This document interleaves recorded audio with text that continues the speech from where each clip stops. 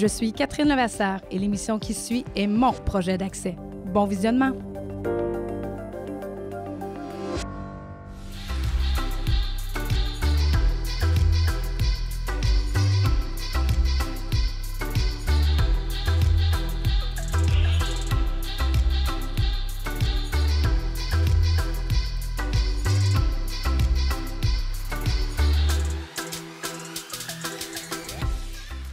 Bonjour et bienvenue au Cœur de l'Action où chaque semaine, on vous fait découvrir des gens d'ici qui font une différence dans leur communauté en s'impliquant bénévolement auprès de différents organismes de la région.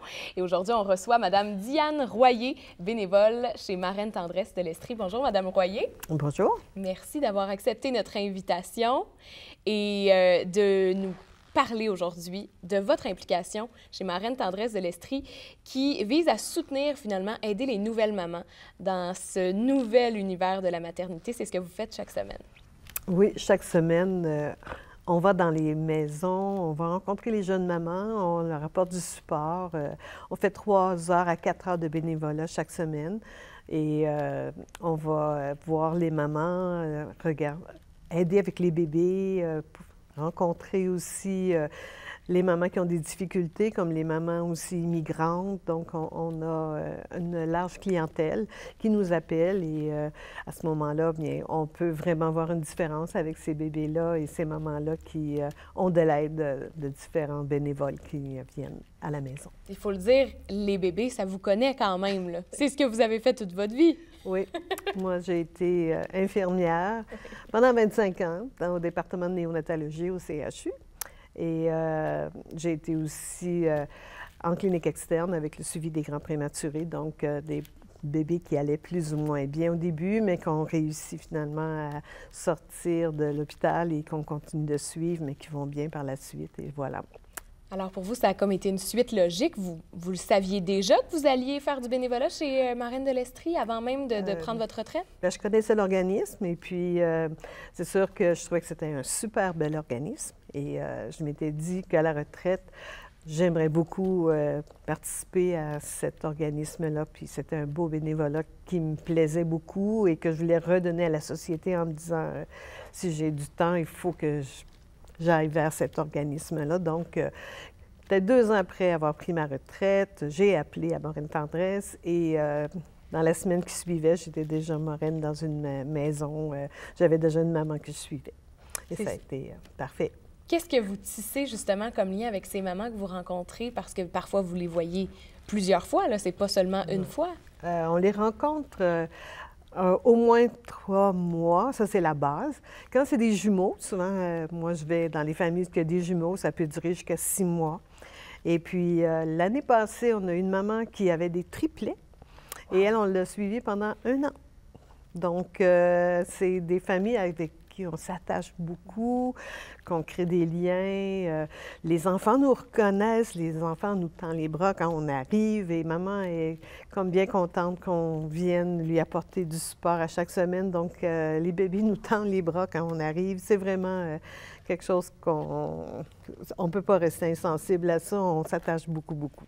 C'est sûr et certain. Dans chaque visite, là, ça ressemble à quoi la visite typique quand vous arrivez, justement? Ça dépend des besoins de la mère? Oui, ou... ça dépend des besoins de la mère. Donc, c'est sûr que les premières visites, on demande à maman c'est quoi ses besoins, c'est quoi qu'elle attend de nous aussi. Il y a des mamans où est-ce qu'ils prennent comme juste du temps pour elles, ils veulent prendre une douche tranquille, juste avoir 2 minutes pour aussi celles qui n'ont pas dormi depuis 3-4 nuits, puis ils veulent avoir comme juste une petite avant-midi où est-ce qu'ils vont aller relaxer, aller dormir. C'est comme, j'en peux plus, prends-le, là, il pleure souvent, il faut que je dorme, j'en peux plus. Alors, c'est vraiment selon le besoin de la maman. Il y a d'autres mamans qui me disent à moi, là, j'ai pas beaucoup d'amis, tout ça, puis moi, j'aime ça que tu viennes, juste pour placoter ensemble. On va marcher dehors, on va prendre une petite ride avec la poussette, on va prendre juste le temps de prendre de l'air ensemble, puis placoter en amis. Ça leur fait du bien parce qu'ils n'ont pas beaucoup de réseaux, souvent, les mamans. Donc, c'est vraiment quelque chose qu'on fait ensemble. Donc, ça dépend de chaque maman. Et selon ses besoins de la journée, on lui pose la question, qu'est-ce que tu as le goût de faire aujourd'hui? On pourrait faire ça ensemble. Des fois, elle a le goût de faire de la popote un peu, puis elle n'a jamais le temps, elle a toujours le bébé dans les bras parce que... Et là, elle dit, ah, il faut que je fasse un petit peu de popote, voudrais-tu prendre soin du bébé? Ou, donc, chaque moment, c'est différent, puis on lui pose la question en arrivant, qu'est-ce que tu as le goût? Et puis, on fait ça avec elle. Des fois, on donne le bain du bébé ensemble. Ils ont des questions. Le bébé a des petits problèmes de régurgitation, des petits problèmes avec... donc, chaque bébé est différent, puis chaque moment est différent aussi. Oui.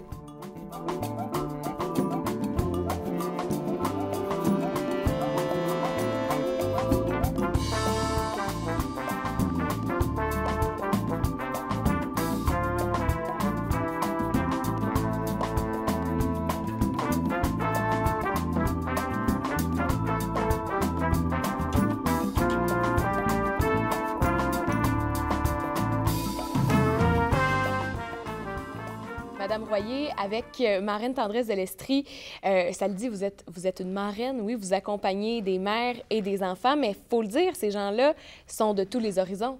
Oui, effectivement, on les appelle nos filleuls parce qu'on est marraines. Et souvent, on va avoir, surtout cette année, des mères immigrantes. Parce qu'on a reçu beaucoup d'immigrants de la Syrie, de l'Afghanistan et tout ça. Donc, souvent, c'est des gens qui ont besoin, parce qu'ils n'ont pas de réseau, ils n'ont pas de famille ici. Donc, toutes les coutumes sont différentes, la façon de procéder. Donc, souvent, on va aller à domicile chez des gens qui nous arrivent avec des coutumes ou des choses bien différentes. Par exemple, je suis allée chez une maman qui avait eu des jumelles prématurées. Les bébés étaient nés à 24 semaines, donc ils étaient restés à l'hôpital pendant presque 3 mois, 4 mois. Et quand je suis arrivée à la maison, il n'y avait pas de meubles comme tel, il n'y avait pas de table, il n'y avait pas de divan, pas de chaise. Et il y avait seulement autour du salon des grands coussins où est-ce qu'on s'assoyait. Et on mangeait par terre. Donc, il faut vraiment s'adapter à des coutumes qui sont vraiment spéciales et ne pas les juger non plus et s'adapter à eux parce que si on veut être capable de leur donner du support, il faut vraiment s'adapter à eux puis être capable de ne pas avoir de jugement.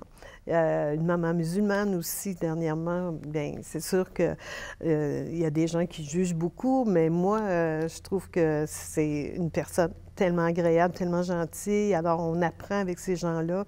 On apprend, elle me fait aussi souvent une petite bouffe de son pays. Je suis gâtée quand je vais là aussi. Là, tu sais, je prends soin du bébé. Pendant ce temps-là, elle s'organise pour me faire une petite bouffe parce qu'elle veut me montrer qu'est-ce qu'elle sait faire, comment elle cuisine. Donc, on est vraiment gâtés aussi. Puis, moi, je trouve que je suis comblée parce que je ne suis pas grand-maman. Donc, ça me manque un peu le contact avec les bébés. Toute ma vie, j'ai été avec des bébés. Puis là, bien, je suis vraiment comblée dans mon goût de cajoler des enfants et tout ça parce que je ne suis pas grand-maman. Donc, ça répond vraiment à mes besoins aussi. C'est ça, le bénévolat, souvent, on reçoit plus qu'on donne. Alors, pour moi, c'était vraiment le genre de bénévolat qui comble vraiment ce que j'avais besoin et je redonne aussi aux mamans et je trouve que c'est le bénévolat parfait pour moi.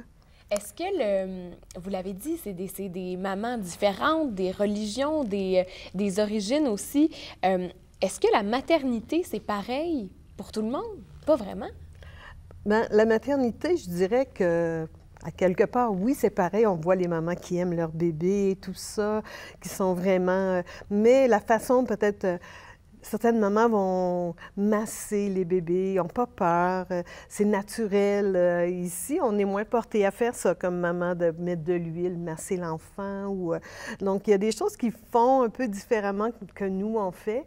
Mais on va aller avec eux, on va comprendre comment ça fonctionne, le changement, le bain, ils mettent des huiles spéciales. C'est vraiment dans l'espèce de soins de base qu'il y a des fois des différences qui sont vraiment culturelles, mais c'est vraiment cute de voir comment la maman toutes les mamans aiment leur bébé là-dedans et puis ils font le mieux qu'ils peuvent. Et puis les conseils aussi, des fois, sont différents. Ils appellent leur maman, mettons, à l'autre bout du monde pour savoir, mon bébé pleure, maman, qu'est-ce que je peux faire? Donc, ils ont des conseils un petit peu différents.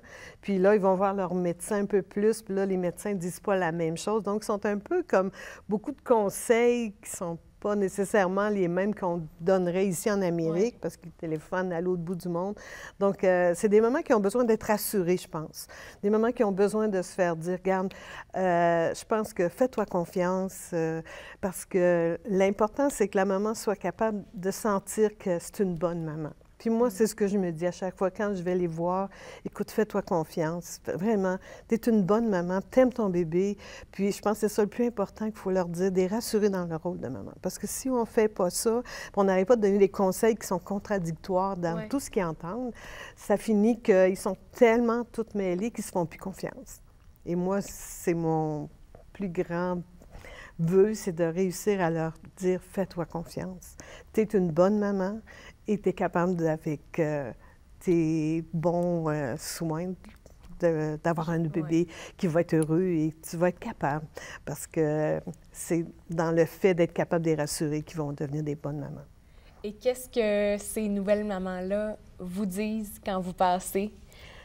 Qu'est-ce qu'ils me disent? Oui, qu'est-ce qu'elles reçoivent et qu'est-ce qu'elles vous disent qu'elles ont vécu avec vous, par exemple?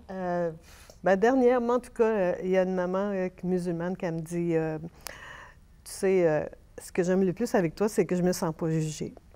Parce que les musulmans, quand ils sortent de chez eux avec un voile, ils se sentent jugés des fois, puis ils ne veulent pas avoir d'étrangers chez eux. C'était difficile d'accepter qu'une étrangère rentre dans la maison et vienne s'occuper du bébé. Puis aujourd'hui, elle me dit à chaque fois que j'y vais, c'est le plus beau move que j'ai fait de te demander parce que tu n'as pas de jugement vers moi. Puis, pas de jugement, mais de l'encouragement. Mais de l'encouragement, du support. Le bébé me reconnaît, le grand sourire quand j'arrive. Et là, ça fait plusieurs mois qu'on se voit. Et tu vois, c'est comme on commence à avoir vraiment une belle amitié ensemble. Puis c'est difficile des fois de les quitter. On sait que, bon, on voudrait rester un peu plus longtemps souvent, mais on a d'autres mamans.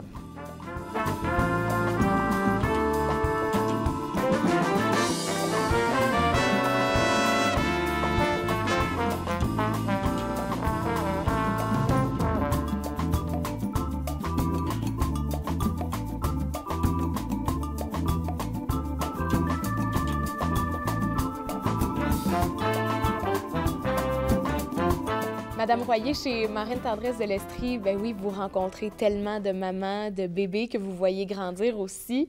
J'imagine qu'il y en a certains avec qui vous devez garder le contact quand même. Oui, ça arrive quand même avec... grâce à Facebook. Ouais. Alors, souvent, je vois des photos d'anniversaire, les enfants vieillissent. Alors, à ce moment-là, on garde un certain contact, on les voit progresser, puis ça va bien pour ces petits bébés-là. Les mamans envoient des petits mots, puis c'est agréable.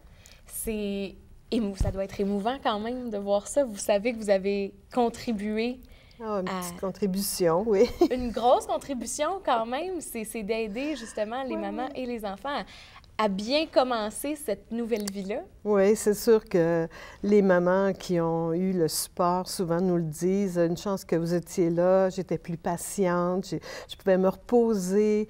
Quand tu partais et tout ça, je me sentais bien capable d'entreprendre ma nouvelle journée sans être trop fatiguée. Puis ça faisait 4 nuits que je ne dormais pas ou l'enfant se réveillait régulièrement. Là, j'ai dormi ou ça peut être quelque chose une bonne marche ensemble, à juste relaxer, être dehors parce qu'elle n'a pas mis le nez dehors depuis longtemps. Donc, c'est ça, ça leur aide beaucoup. Et c'est quelque chose quand même qui doit être difficile, veux pas, quand ça se termine, là. Quand, la marraine doit prendre ses distances, comment ça se passe, ce moment-là? Bien, ça, c'est sûr que quand ça fait 2, 3, 4 mois qu'on est avec les mêmes mamans, c'est triste de pouvoir partir. Les mamans aussi, souvent, ils nous donnent un petit cadeau, un petit présent. Je veux pas que tu m'oublies. Genre, non, non, tu n'oublieras jamais. Puis, ils nous envoient ils nous laissent des photos des enfants qu'on met dans un petit livre chez nous et tout ça. Mais ça recommence après? Eh oui, mais on sait qu'on recommence à aller voir une nouvelle maman qui a encore besoin de nous, puis qu'on va apporter encore du support, puis que c'est là le but de l'organisme, c'est de partir comme il faut avec le bébé et la maman qui vont bien, puis quand on les voit qui sont bien avec Facebook, qui grandissent et tout ça, on se dit on a fait une petite différence, sûrement. Oui. Et vous, évidemment, vous avez été infirmière, vous connaissiez cet environnement-là, les bébés, les nouvelles mamans. Mais qui peut être bénévole chez Marraine Tendresse de l'Estrie? Est-ce que n'importe qui pourrait y aller? Je pense que toutes les personnes qui aiment les enfants, qui veulent donner du support et tout ça, il y a un organisme où est-ce qu'on fait une entrevue, c'est bien sûr, qu'on va voir comment est-ce que les gens qui sont capables ou pas de supporter les mamans, comment ça va. Et après avoir passé l'entrevue, si tout va bien, à ce moment-là, ils sont acceptés comme des marraines. Et puis là, ils vont voir à ce moment-là les bébés, les mamans, et ça commence. Alors pour vous, là, ça fait combien de temps que vous êtes Ça fait 4 ans. 4 ans? 4 ans. Plusieurs années devant vous, je pense encore? Oui, sûrement. Je suis présentement sur le CA, donc je continue d'être bien présente dans l'organisme et je pense que je vais être là encore bien des années parce que j'adore. Et ça paraît, mais ça paraît tellement que vous adorez ça et je pense que, je sais que vous êtes modeste et que vous dites que vous faites une petite différence dans la vie des mamans et des bébés, mais je pense que la différence, elle est énorme puis je vous remercie d'être venu la partager aujourd'hui avec nous. Ça m'a fait plaisir. Vous aimeriez vous aussi prendre part à l'Action bénévole de Sherbrooke? Plus de 250 organismes vous attendent. Consultez le site web du Centre d'action bénévole de Sherbrooke pour connaître les différentes opportunités de bénévolat qui s'offrent à vous. Vous avez besoin de soutien dans vos démarches? Contactez-nous. Je suis avec Francine Paillard, directrice chez Marraine Tendresse de l'Estrie. Bonjour, Madame Paillard. Bonjour. Merci d'avoir accepté notre invitation au cœur de l'action. Ça me fait plaisir, vraiment plaisir. Marraine Tendresse de l'Estrie, c'est un organisme qui offre un soutien à des nouvelles mamans, donc qui ont un bébé. Des fois, c'est un bébé naissant, mais ça peut aller un peu plus vieux. Et vraiment, on les épaule dans leur nouveau rôle de mère, c'est ça? Oui. Marraine Tendresse, justement, ce sont des bénévoles qui vont visiter les nouvelles mères pour leur apporter soit de l'écoute, du soutien ou une présence pour du repos. Puis je peux vous dire qu'on fait vraiment une différence dans la vie des nouvelles mères. Oui. Qu'est-ce que vous faites exactement? Les bénévoles vont directement chez les mamans et leur donnent de l'aide finalement pour toutes les tâches que ça comporte. Quand la bénévole, elle est recrutée, on les recrute pour bien les connaître. Quand on a un appel d'une mère, on appelle la bénévole qui, elle, c'est à son tour, appelle la mère, lui dit quelle journée qu'elle ira. Et quand elle arrive, elle lui demande c'est quoi son besoin aujourd'hui. Puis à partir de ça, bien, la mère peut aller se coucher, prendre un bain, jaser avec sa bénévole. Ça dépend toujours de son besoin. Des fois, c'est de faire des tâches ménagères. La bénévole est là pour s'occuper du bébé pendant qu'elle fait ça. Des fois, la mère a d'autres enfants aussi. Puis la bénévole peut s'occuper d'un enfant plus vieux pendant que la mère s'occupe de son petit bébé ou elle s'occupe du bébé pendant que la mère donne du temps de qualité à son plus vieux, puis c'est bien apprécié. Puis qu'est-ce que les mères ont le plus de besoin finalement? Quand la maternité arrive, c'est quoi? Qu'est-ce qu'on appelle? On appelle chez Marraine Tendresse puis on dit « ça là, je trouve ça dur ». C'est quoi en général? Je suis fatiguée. Ouais. Je suis fatiguée. Des fois, il y en a qui disent « je suis rendue au bout du rouleau ». Puis là, bien, ce qu'elles ont besoin, c'est se reposer. La première visite, là, elle jase un peu avec la marraine, mais ça arrive que la deuxième visite, quand la marraine arrive, elle prend le bébé, elle met des bras et elle va se coucher. Tout simplement. Souvent, c'est ça, oui. Puis après, comme on fait 3 mois, 12 visites, vers la fin, là, la mère prend plus de temps à jaser avec sa marraine, parce que les bénévoles, on les appelle les marraines, oui, pour respecter la confidentialité. Parce que quand une mère appelle, elle ne veut pas que tout le monde sache qu'elle a demandé de l'aide. C'est difficile pour la mère de demander de l'aide. Ça veut dire que la bénévole s'appelle marraine et la mère filleule. Puis quand elle arrive, là, puis souvent aussi, les bénévoles, ce qu'elles font, elles vont, comme quand il fait beau comme aujourd'hui, elles peuvent aller marcher dehors avec le bébé, le promener dans la poussette pendant que la mère est couchée, puis elle se repose. Il y a combien de marraines, justement, comme ça, là, qui épaulent des filleuls en Estrie? On en a une quarantaine, puis exceptionnellement, cette année, à ce temps-ci de l'année, presque les 40 sont toutes occupées parce qu'on a eu un boom de naissance après les fêtes. Et comme c'est un 3 mois, bien, plusieurs sont occupées. On en a toujours besoin parce que quand une mère appelle pour le service, c'est pas dans 2-3 semaines, c'est le plus rapidement possible qu'elle a besoin. C'est pour ça qu'on aime ça, avoir un bassin de bénévoles. Puis les bénévoles aiment ça aller près de chez elles. Ça veut dire qu'on essaie de les jumeler. Quand on a une demande de mère, on regarde quelle bénévole demeure la plus près pour la jumeler avec la mère qui vient d'appeler. Mais aussi, ce que je trouve important, c'est de regarder aussi à l'entrevue quel type de bénévole c'est. Qu'est-ce qu'elle veut? Qu'est-ce que ça tend comme quand elle va visiter une mère? Puis après ça, quand le jumelage se fait, mais c'est beaucoup plus intéressant, puis on est plus sûr de garder notre bénévole si ça rentre dans les critères qu'elle désirait. Puis les marraines, on l'a dit, ce sont des marraines, ce sont des femmes. C'est vraiment un service entre femmes qu'on offre. Oui, parce que les mères, on a fait un sondage et d'avoir un homme qui rentre dans la maison, là, c'est pas... Non, puis c'est que aussi, quand la marraine arrive, la mère est relaxe. Bien des fois, elle est en pyjama, elle se permet d'allaiter devant sa marraine et tout ça. Et c'est plus... en tout cas, ça convient mieux. Ouais. Est-ce que les marraines ressortent de leur expérience avec un lien? Je pense que oui, hein, avec leur filleule, c'est fort. Oui. Puis même des fois, on avertit les marraines. On espère que vous allez revenir à Marraine Tendresse parce que quand elles s'attachent à une famille, des fois, elles ne veulent pas aller en voir d'autres parce qu'elles veulent continuer à aider parce qu'une mère va presque toujours avoir besoin, surtout des mères de jumeaux et avec d'autres enfants. Mais quand elle commence un nouveau marrainage, qu'on appelle ça marrainage, la mère, elle voit qu'elle a les yeux tirés, tu sais, elle est fatiguée, puis tout ça. Puis quand, après le 3 mois, il y a un beau changement. La mère est plus joyeuse, plus heureuse, plus épanouie. Puis le petit bébé, bien, il fait des beaux petits sourires, il reconnaît la marraine. C'est pour ça qu'on ne peut pas faire autrement de s'attacher à ça, là. Ouais. Et là, ça doit être vraiment le moment qui est émotif pour les marraines parce qu'elles sentent qu'elles ont fait une différence quand elles commencent à voir la maman s'épanouir comme ça. Oh oui, puis à la fin du jumelage, on fait une évaluation pour voir comment ça s'est passé.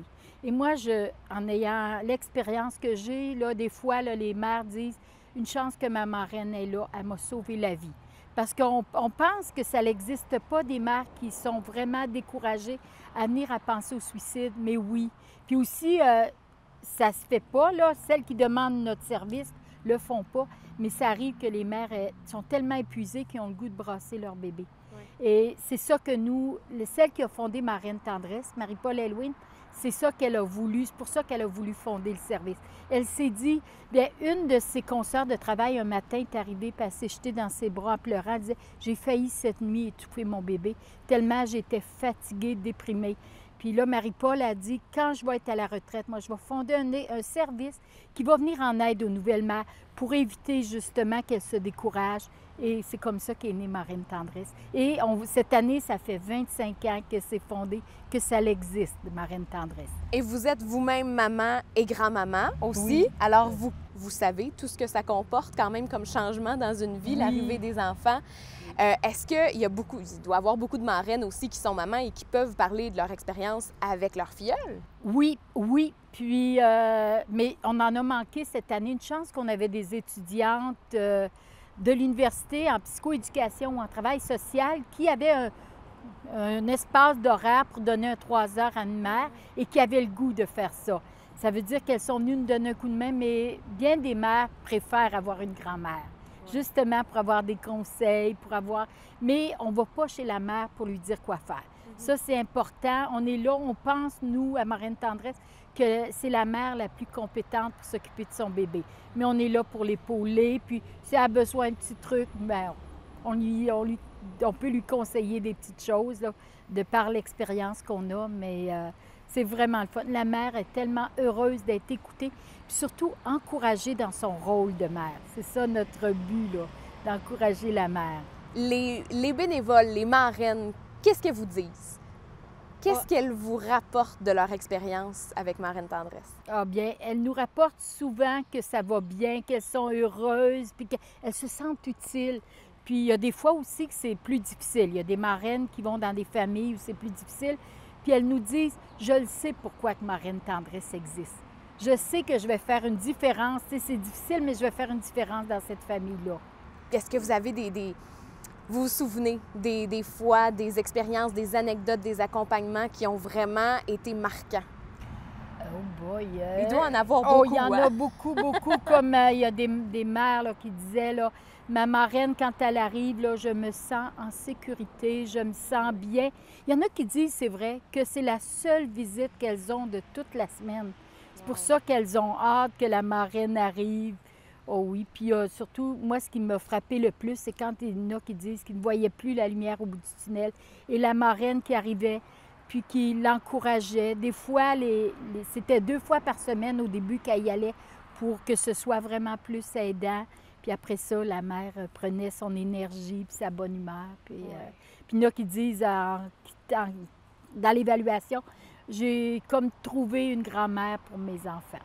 Ah, que c'est beau! Fun. Oui, ah oui. Ah, c'est magnifique. Les marraines, les futures marraines qui voudraient s'impliquer, comment elles le font?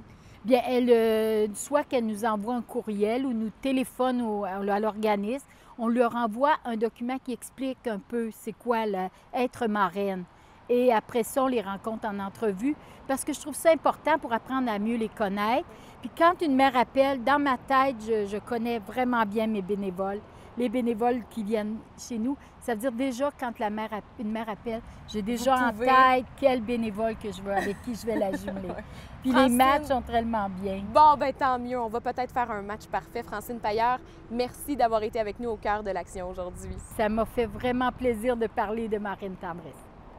Je vous remercie d'avoir été des nôtres cette semaine au cœur de l'action avec Mme Diane Royer, bénévole chez Marraine Tendresse de l'Estrie, et Mme Francine Pailleur, directrice. Si vous avez des questions, des commentaires, ne vous gênez pas, allez faire un tour sur matv.ca ou encore sur la page Facebook de MaTV Sherbrooke. À la semaine prochaine!